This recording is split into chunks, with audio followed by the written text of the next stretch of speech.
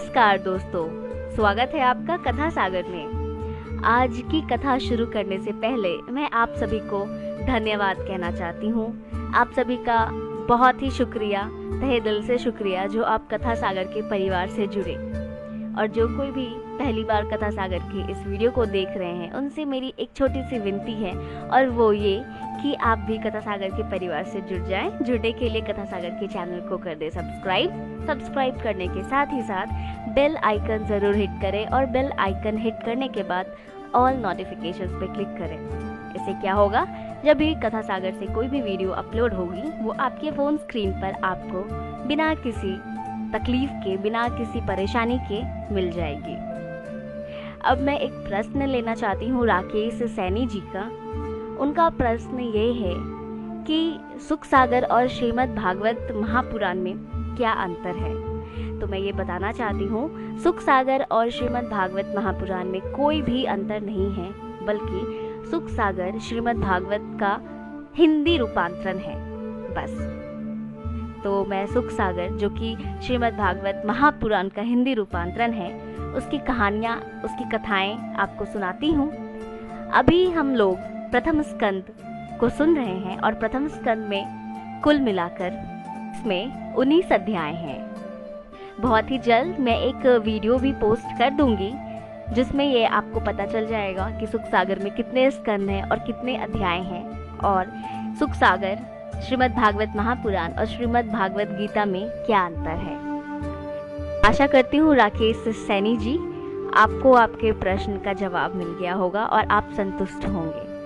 अगर फिर भी आपके मन में कोई संदेह है तो आप कमेंट करके अवश्य पूछ सकते हैं। अब और विलंब ना करते हुए भगवान की चरणों में अपना सिर झुकाकर, उनसे आशीर्वाद लेकर, स्नेह मन से उनको याद करके, एकाग्रचित होकर, मन लगाकर, उनमें ध्यान लगाकर एक बार मेरे साथ बोलिए, ओम नमो भगवते वासुदेवाय।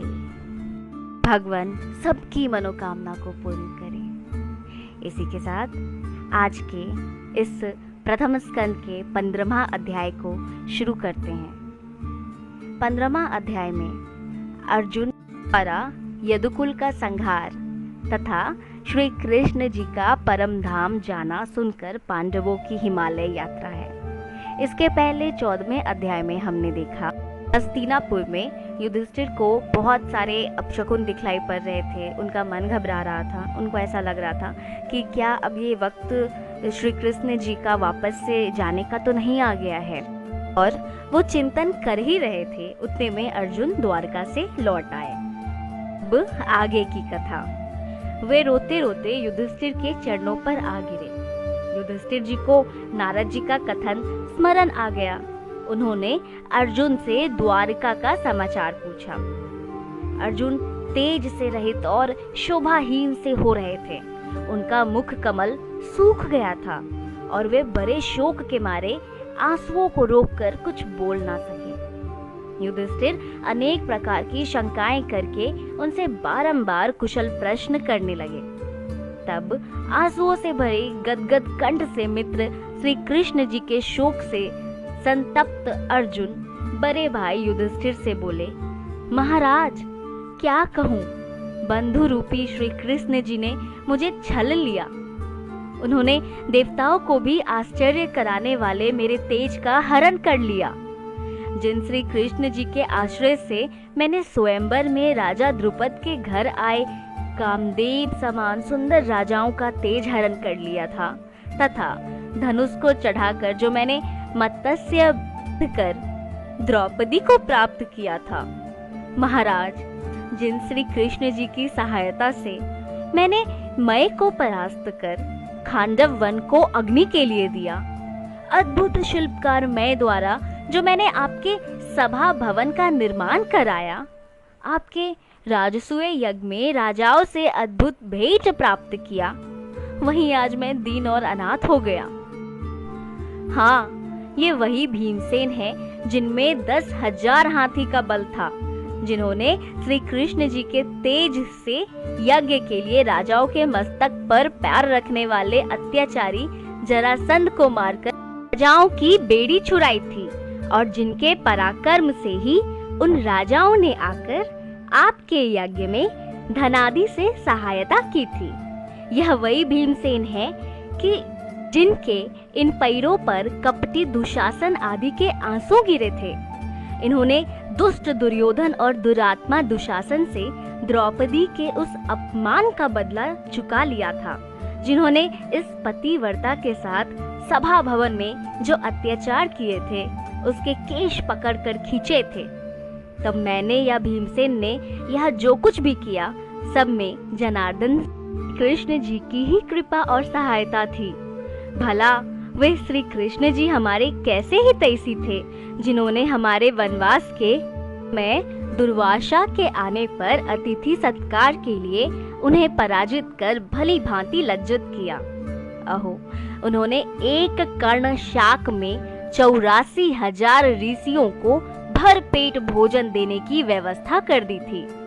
इन्हीं श्री कृष्ण जी की कृपा से मैंने किरात रूपी महादेव जी से युद्ध कर उन्हें परास्त किया था, जिससे प्रसन्न होकर देवाधिदेव महादेव जी ने मुझे पाशुपत अस्त्र प्रदान किया था। श्री कृष्ण जी की कृपा से ही मैं इंद्रलोक में पहुंच देवराज इंद्र के बगल में आधे सिंहासन पर बैठ सका था। हाँ, वह श्री कृष्ण जी का ही प्रभाव था जो मेरे गांडीव में इतनी अद्भुत शक्ति आ गई थी। मैं उनकी कृपा से देवताओं को भी कुछ नहीं समझता था। विवश होकर देवताओं ने मेरा ही आश्रय लिया था, परंतु आज उन्हीं तेजस्वी पुरुष श्री कृष्ण जी ने मुझे छल लिया। हाँ, मैं उनकी कृपा से अमित गंभीर तथा बड़े पराक्रमी भीष्म आदि योद्धाओं सहित कौरव सेना रूपी समुद्र को बिना परिश्रम ही पार कर गया। उनकी कृपा से मैंने विराट नगर में अकेले ही युद्ध में लगकर समस्त कौरवों को मार गिराया था। वे लाख चेष्टा करने पर भी राजा विराट की गौवें नहीं हरण कर सके। उल्टे मैंने ही उन शत्रुओं के मस्तकों से उनके तेज का स्थान मणि मुकुट और रेशमी वस्त्र आदि छीन लिए।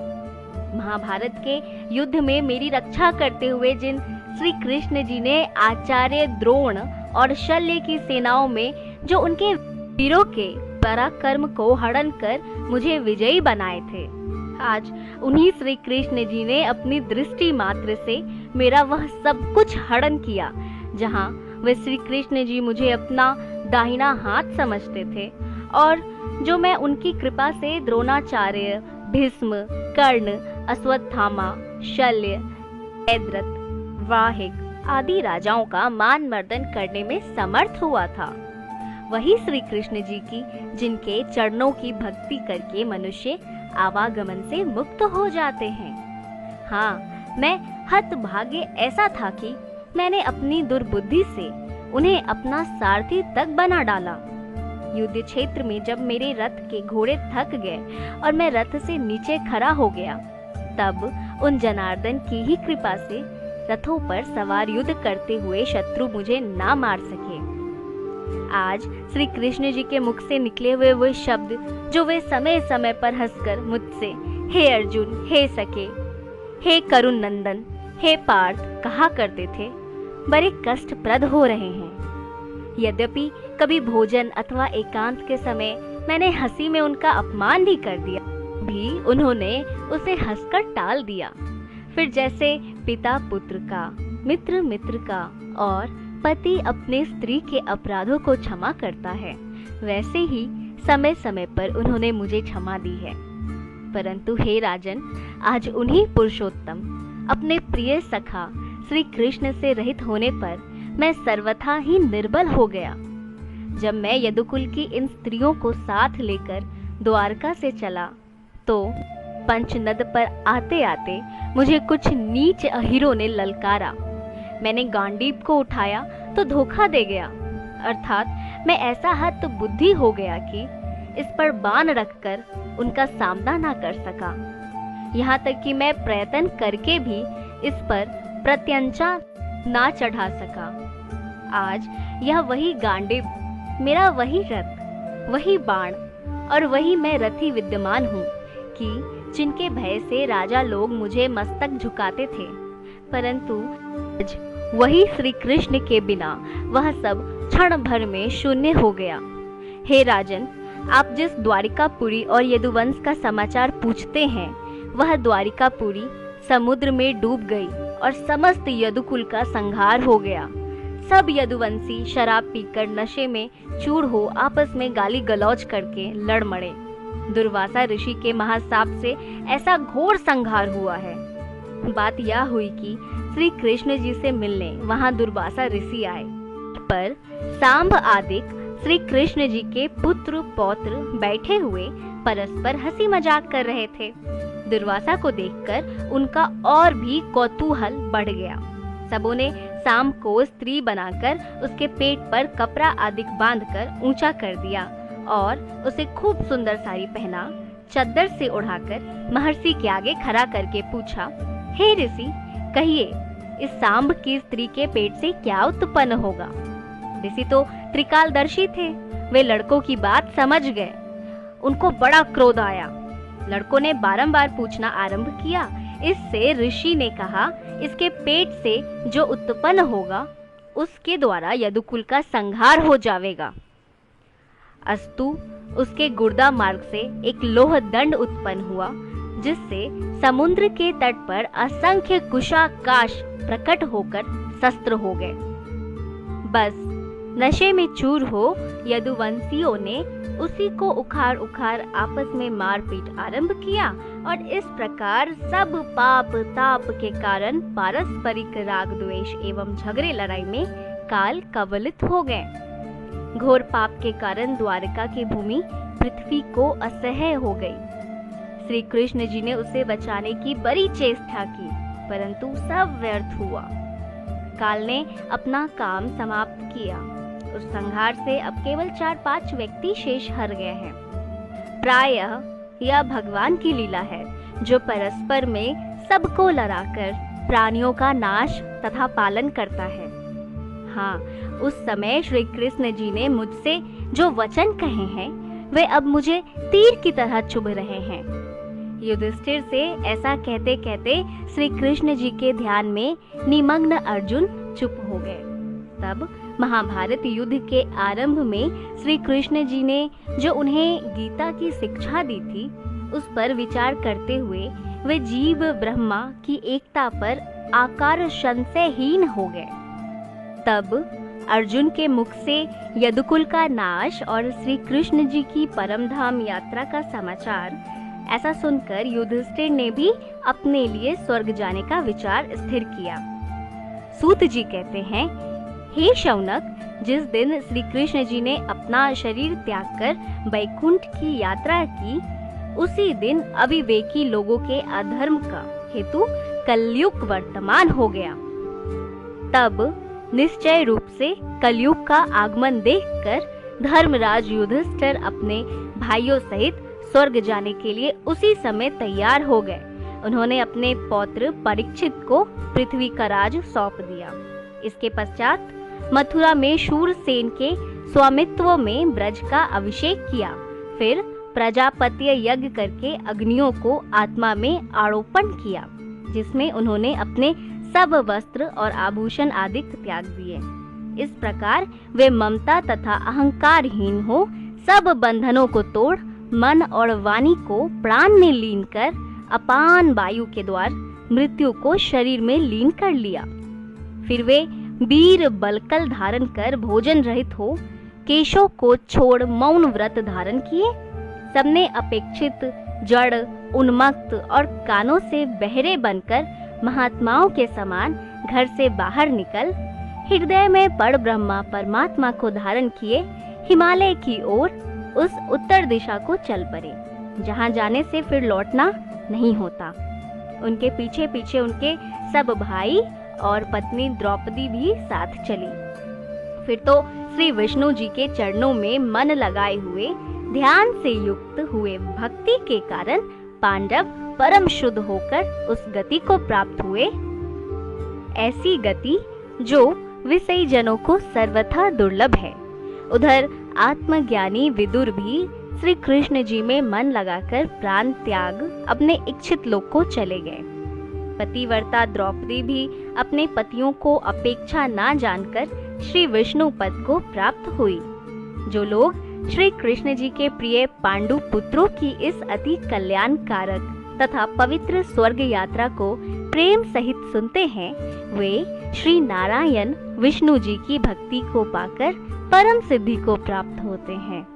तो इसी के साथ आज का ये 15वां अध्याय यहीं पर संपूर्ण होता है। सब कोई मेरे साथ बोलिए, ओम नमो भगवते वासुदेवाय। अब मैं लेती हूँ आप लोगों से विदा। जल्द मैं सुनाऊंगी आप लोगों को 16वां अध्याय, जिसमें राजा परीक्षित के राज्य में कलयुग का आगमन और उसके द्वारा पृथ्वी की दुर्दशा का वर्णन है। तब तक आप अच्छे से रहिए, अच्छी अच्छी बातों को अपने तक सीमित नहीं रखिए, इसको शेयर ज़रूर कीजिए और एक दूसरे का ख्याल रखिए, प्रेम बना कर रखिए। ओम शांति, ओम शांति, ओम।